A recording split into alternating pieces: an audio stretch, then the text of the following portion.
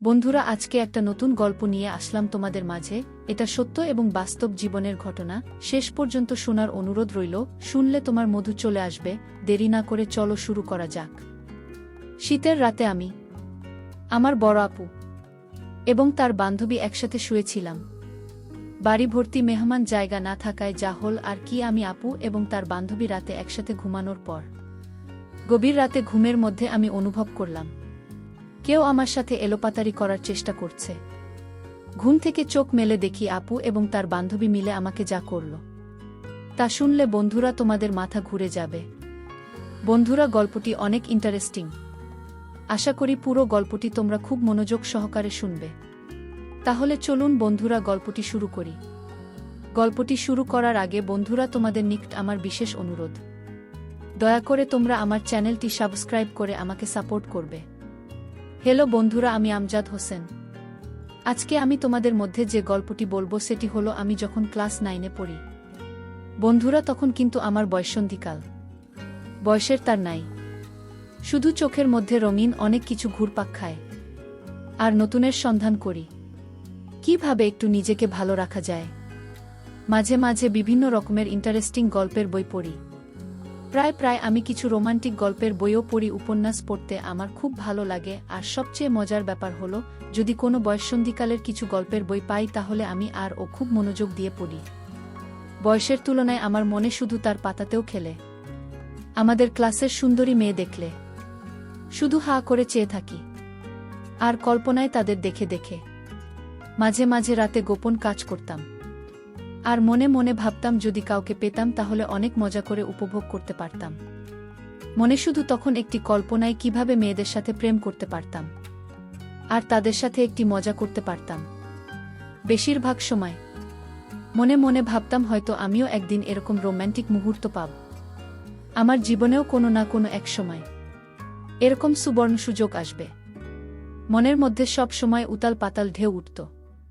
মাঝে মধ্যে বিভিন্ন ধরনের মজাদার গান শুনতাম। আর যদি কোনো আমার সমস্ত মেয়ে পাইতাম তাহলে তার সাথে বেশি বেশি গল্প করতে মন চায়, ভালোবাসার কথা বলতে মন চায় তো তাদের সাথে অন্য এক দুনিয়ায় হারিয়ে যায়। মোট কথা বন্ধুরা, আমার মধ্যে তখন পুরোপুরি বয়ঃসন্ধিকালের পরিবর্তন। আমার মাঝে তখন প্রায় স্পষ্ট বোঝা যাচ্ছে গলার আওয়াজ, সব কিছুই বড় হয়ে গেছে, এমনকি নিচেও প্রচুর গজিয়েছে। কিন্তু হায়, এসব হলে কি হবে? আমার চেহারার কোনো মায়া গো প্রতিছাড় চিহ্ন পড়ল না আজও। আমি দেখতে ছিলাম অনেকটা সরল শিশুর মতোই। কেউ দেখলে জীবনে কল্পনাই করবেন না যে আমি এত সরল। যাই হোক বন্ধুরা, মাঝে মধ্যে আমি নির্জন জায়গায় একটি গোপন কাজ করতাম, যে কাজটি প্রায় প্রত্যেক পুরুষই বয়ঃসন্ধিকালের সবচেয়ে বেশি করে থাকে। কিন্তু আমাকে দেখলে কেউ ভাবতেও পারত না যে আমি এই গোপন কাজটি করি। মাঝে মধ্যে স্নান করতে গিয়েও ওয়াশরুমে পানিতে ছেড়ে দিয়ে মনের ইচ্ছামতো সুন্দরী মেয়েদের কথা ভাবতাম আর ইচ্ছামতো এই কাজটি করতাম। যাই হোক বন্ধুরা, মূল ঘটনায় আসি। আমার বাবা একজন ব্যবসায়ী, মা গৃহিণী। আমরা এক ভাই এক বোন। বলতে পারেন আমাদের সুখী পরিবার। বোন হল আমার বউ। আমার বোনের নাম উর্বশী। সে আবার ঢাকা বিশ্ববিদ্যালয়ে অর্থনীতি বিভাগে পড়ে। আমার বোনটি অনেক কিউট এবং মিষ্টি। কি দারুণ তার চেহারা! ছোটবেলায় সে আর আমি একসাথে থাকতাম। তাকে নিয়ে কত কানামাছি খেলতাম। যাই হোক, এখন আমিও বড় হয়ে গেছি, সেও বড় হয়ে গেছে। কিন্তু সে আমার থেকে অনেক বড়, প্রায় 6 বছরের বড়। তার দৃষ্টিতে এখনও আমি খোকা। আমার বড় বোন আমাকে অনেক ভালোবাসত। সে ঢাকা ইউনিভার্সিটিতে একটি মেসে থাকে। বছরে 2-4 বার আসে বাড়িতে বেড়ানোর জন্য। কিন্তু ঢাকা ইউনিভার্সিটিতে পড়তে গিয়ে যে আমার বড় বোন এত সুন্দর আর স্মার্ট হয়ে গেছে তা মাঝে মাঝে সে বাড়িতে আসলে বুঝতে পারতাম। মোট কথা, সে এত সুন্দর আর এত লাবণ্যময় এবং আবেদনময় হয়ে গেছে তা আগে আমার চোখে কখনো ধরা পড়ে নাই। তাকে দেখলে মনে হয় যেন সুপার হিরোইন। কি বলব বন্ধুরা, যদিও সে আমার নিজের বোন, তারপরেও তাকে দেখে আমার মাথা ঘুরে যায়। মাঝে মধ্যে মনে হয় আমি তার প্রেমে পড়ে যাই। আবার সেই সাথে প্রচুর মেধাবী বটে। কি যে করি, মাথায় কোনো আইডিয়া আসছে না। তখন মাথায় এক শয়তানি বুদ্ধি কাজ করে। আপু যখন বাড়িতে আসত তখন প্রায় আমি লুকিয়ে লুকিয়ে তার বিভিন্ন দৃষ্টিভঙ্গি দেখতাম। কি সুন্দর দেখতে! তাকে দেখলেই মনে হতো আমি তার প্রেমে পড়ে যাই। দেখার সাথে সাথে আমার হয়ে যেত, তারপরেও মনে মনে ভাবতাম যদি আমার বোনকে আমি ফাঁদে ফেলতে পারতাম তাহলে হয়তো আমার মনের আশা পূর্ণ হতো। এত সুন্দর, এত লাবণ্যময়, হয়তো আমি আর জীবনে কোনোদিন পাব না, এই ভেবে ভেবে আমার দিন কাটতে লাগল। কিন্তু এই দুঃখে আমার বেশি দিন থাকতে হয়নি। আমার জীবনে কিছুদিন পরেই এমন একটি ঘটনা ঘটল যা চিন্তা করলে এখনও আমার সারা শরীরে এক ধরনের পুলক অনুভব হয়। আমার প্রথম কাজের অভিজ্ঞতা। আমার মনে হয় ঘটনাটি লিখে আপনাদের বোঝাতে পারব না। মনে হচ্ছিল জীবনের চাইতে সুখ আর কিছু হতে পারে না। তারপরও আপনাদের বলছি ঘটনাটি অনেক আগের। 2022 সালের ডিসেম্বর মাস। বার্ষিক পরীক্ষার সবেমাত্র শেষ হয়েছে, অনেক ফিট আইন। তার উপর আমাদের গ্রামেও প্রচণ্ড শীত পড়েছে। শীতের কারণে ঘর থেকে তেমন বের হতে পারছিলাম না। এমন সময় আমার উর্বশী আপু ফোন করে জানাল সে নাকি তার এক বান্ধবীকে নিয়ে গ্রামের বাড়িতে আসছে। উর্বশী আমার বড় বোন। ও গত বছর ঢাকা ইউনিভার্সিটিতে অর্থনীতি বিভাগে চান্স পায়, তাই পড়ালেখার সুবিধার্থে ও ঢাকায় থাকে। বছরে 2 থেকে 4 বার গ্রামে আসে। আপু এই প্রথম কোনো বান্ধবীকে নিয়ে গ্রামে আসছে, তাই ঘরের সবাই আনন্দিত। ঘরের সবাই বলতে আমি, মা আর বাবা ছাড়া তো আর আমাদের কেউ নেই। উর্বশী আপু জানাল ওরা ডিসেম্বর মাসের 25 তারিখ গ্রামে আসবে, বল থাকবে সপ্তাহখানেক। এই কথা শুনে তো আমি আনন্দে আত্মহারা বড় বোন ও তার বান্ধবীর জন্য তখন থেকেই অপেক্ষা করা শুরু করলাম। অপেক্ষা করতে করতে যেন আমার দিন কাটছিল না। দেখতে দেখতে 25 তারিখ চলে এল। আমি যতটা সম্ভব পরিপাটি হয় তাদের অপেক্ষা করতে লাগলাম। সন্ধে 7টার সময় আপু আর তার বান্ধবী আমাদের বাড়িতে পৌঁছলেন। ঘরে ঢুকেই আপু বলতে লাগলেন, গ্রামে এত ঠান্ডা রে বাবা, সারা গা একেবারে কাঠ হয়ে গেল। একটু বিশ্রাম নেওয়ার পর আপ ও তার বান্ধবীকে আমাদের সাথে পরিচয় করিয়ে দিতে লাগলেন। আপুর বান্ধবীর নাম রামেলা। গ্রামে তাকে দেখার সাথে সাথে আমি আরও পাগল হয়ে গেলাম। সে তো দেখছি আমার আপুর চাইতে আরও বেশি সুন্দরী, কিত আশা চেহারা। দেখে মনটা শান্তিতে ভরে গেল। রামেলা তাই জিন্স প্যান্ট আর হলুদ রঙের সোয়েটার পরেছে। আমার চোখের মধ্যে সবকিছু জ্বলজ্বল করে ভাসছে, কিন্তু সোয়েটারের আড়ালে তাকে খুব স্পষ্ট বোঝা যাচ্ছে। তবে দেখেই বোঝা গেল তার সব কিছুই খুব চমৎকার। আপু মা বাবার সাথে রামেলার পরিচয় করিয়ে দেওয়ার পর আমার কাছে আসলো। রামেলাকে বলল, এই হলো আমার ভাই আমজাদ হোসেন, দেখতে হালকা পাতলা হলে কি হবে, এবার ক্লাস 10 এ উঠবে। তারপর আপুর আমাকে বলল, আমজাদ হোসেন খুব লাজুক ছেলে। আমার বোন তার বান্ধবীকে বলতে লাগল, দেখলাম এলা তোকে দেখে আমার ভাইটা কি লজ্জা পাচ্ছে। রামের সাথে সাথে আমাকে বলল, হোসেন ভাই, আমাকে তোমার লজ্জা পাওয়ার কিছু নেই। আমি তো তোমার বোনের বান্ধবী, মানে বনে তো। প্লিজ ভাইয়া, তুমি আমাকে দেখে লজ্জা পেও না। তুমি আমার সাথে ফ্রেন্ডলি কথা বলবে, তোমার আপুর সাথে যেরকম কথা বলো। আমি হ্যাঁ রোধক মাথা নাড়লাম। এভাবেই রামের সাথে আমার প্রথম আলাপ। হয়তো সময় গড়াল দেখতে দেখতে রাত 10টা বেজে গেল। মা আমাদের ডাকলেন খাওয়ার জন্য। ইতিমধ্যে রামের সাথে আমার অনেক ভাব জমে গেছে। খাওয়া দাওয়া শেষ হতে হতে প্রায় 10টা 30 বেজে গেল। 10টা 30 আমাদের গ্রামের হিসাবে অনেক রাত, তাই স্বাভাবিকভাবে ঘুমানোর কথা উঠল। আমাদের বাড়ি খুব বড় যে তেমন নয়, ছোটখাটো, তবে একটি ছোট পরিবারের জন্য মানানসই।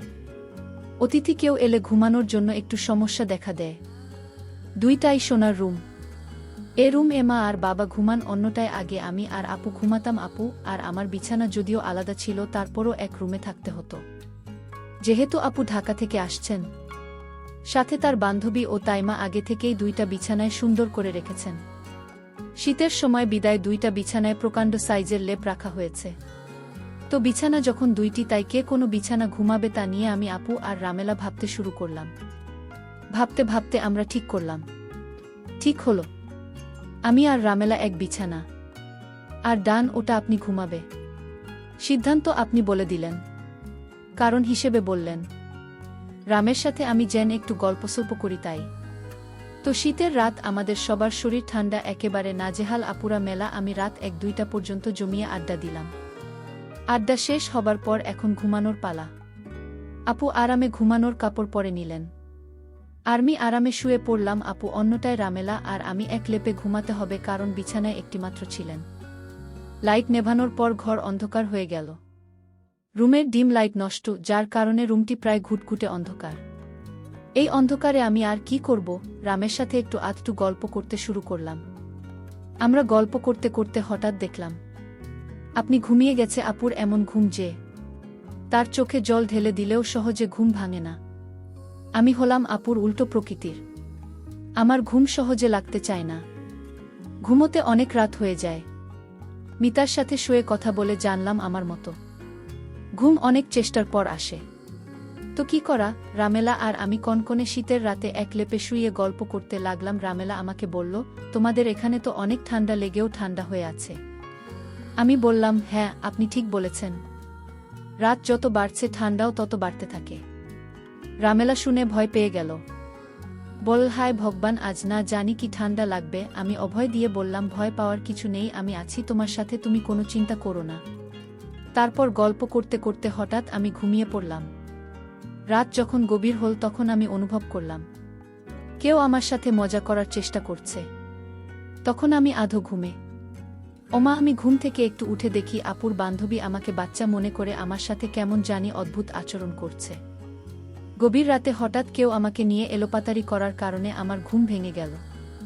ঘুম ভাঙার ফলে আমি চোখ মেলে দেখি আমার দিদি আর তার বান্ধবী মিলে আমার সাথে এক অন্যরকম আচরণ করার চেষ্টা করছে। আমি তাদের আচরণ দেখে প্রথমে ভয় পেয়ে যাই। তারপর তারা আমায় বলে, তুমি যদি আমাদের কথা শোনো তাহলে আমরা তোমাকে কিছু করব না, আর যদি না শোন তাহলে মেরে ফেলব। আমি বললাম, না আপু, আমি তোমাদের সব কথা শুন। আর আমিও তখন মনে মনে ভাবলাম, এত মেঘ না চাইতেই জল। এতদিন আমি মনে মনে যা পোষণ করতাম তা তো দেখি আজ আমার হাতের মুঠোয় ধরা দিয়েছে। তারপর আমি তাদের প্রস্তাবে রাজি হয়ে গেলাম। বন্ধুরা তারা দুইজন আর আমি একা। কি করে তাদের সাথে পারি, তারপরেও আমি অনেক চেষ্টা করলাম তাদের খুশি করতে।